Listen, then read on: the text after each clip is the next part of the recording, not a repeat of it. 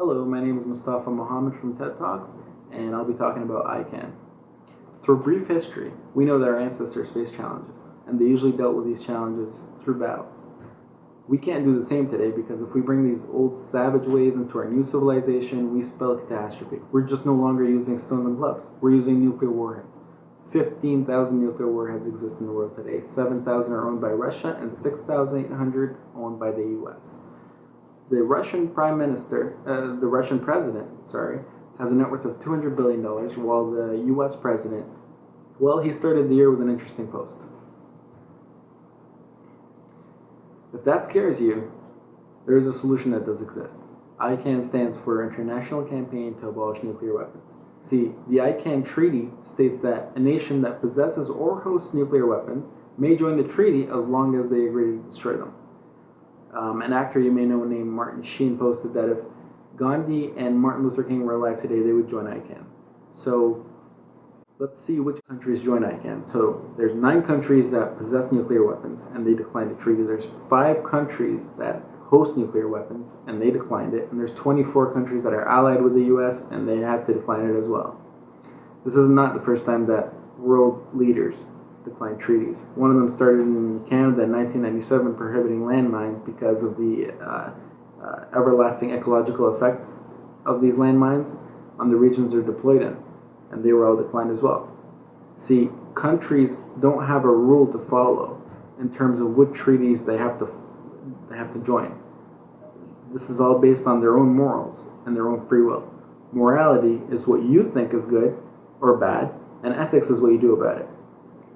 Now, briefly, I want to talk about biospheres and ecospheres. So a biosphere is a sphere representing all the effects of some sort of military action. Okay, the size of that sphere depends on the intensity of what was done.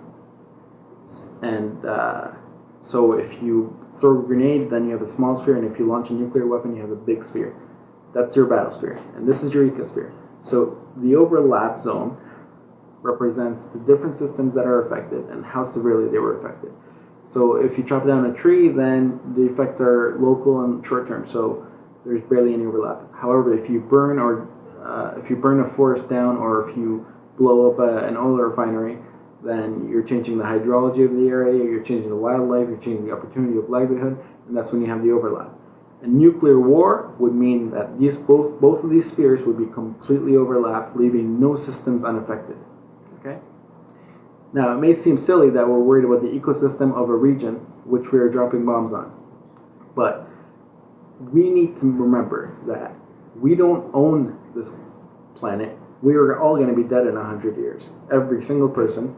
Simply, we're renting it. So will our kids. We may have differences with each other, but we have an ethical responsibility to not break our lease while we live on this planet. For example, if you and your roommate got into a fist fight and a window was broken, you would definitely be in charge of the damages that you caused. Countries should be held responsible on the ecological damages caused by their militaries. Military operations in the 21st century need to, as much as possible, protect the environment, manage conflict, and support sustainable development. Let's not forget that a sustainable future is either for all of us or none of us. Thank you.